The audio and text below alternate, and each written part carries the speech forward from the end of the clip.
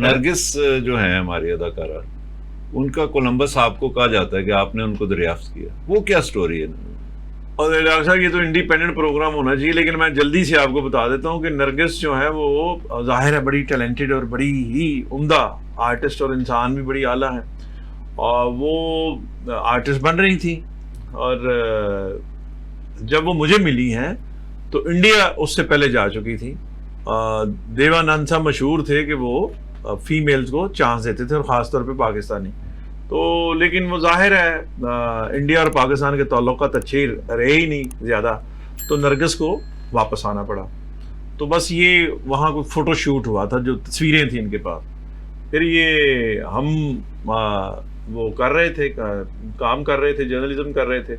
तो एक वाक़या ऐसा हो गया कि रीमा के घर छठी मुहर्रम को न्याज होती थी, और मैं दफ्तर में मसरूफ़ था। मेरा फोटोग्राफ़र उमर शरीफ उनका नाम, बड़े वो सहाफ़ियों के जो लीडर होते हैं ना फोटोग्राफरों के, उस तरह के वो हैं, अभी भी माशाल्लाह हयात है, काम कर रहे हैं। तो वो छठी मुहर्रम को रीमा के घर गए, तो वो अंदर जाना चाहते थे। जनान खाने में आरफ नजमी फिर रहे थे, बहुत मशहूर फोटोग्राफर। वो जंग के थे, तो यहाँ से क्लैश हो गया।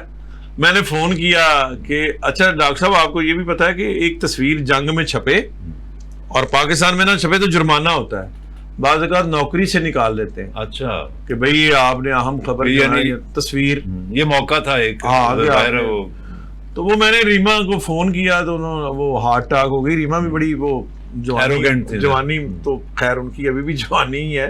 तो जब वो ज़रा थोड़ी छोटी थी तो बहस हो गई, तो कहा जी आप ब्लैकमेल कर रहे हैं, तो वो फ़ोन बंद हो गया।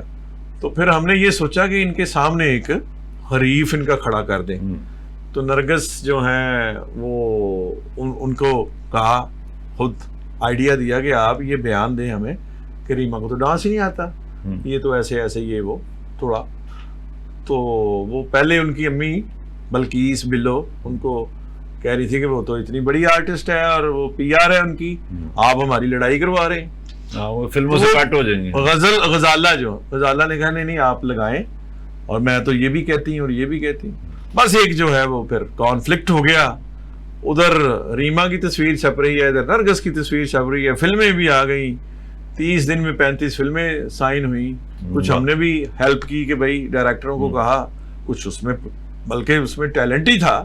कोई बंदा, कोई प्रोड्यूसर अपने किसी भांजे को शान की जगह कास्ट नहीं करता। नरगिस में पोटेंशियल था, तो हम उसके लिए, हमारा वो था कि हमने, हमारी सहाफती रिट को चैलेंज हुआ था, तो मिल मिला के नरगिस मार्ज़ वजूद में आई। तो मीर साहब, ये अब आपके लिए चैलेंज है कि आपने जहाँ नरगिस को मशहूर होने में मदद दी आपने 30 फिल्में, अब आपका ये टारगेट है नसरीन ठाकुर।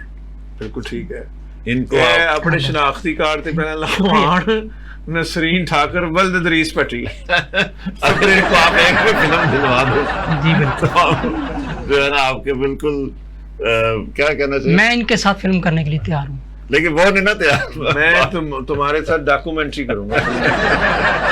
डॉक्यूमेंट्री भी होगी कि कब्रों की सियासत या कोई इस तरह का गनवान हो।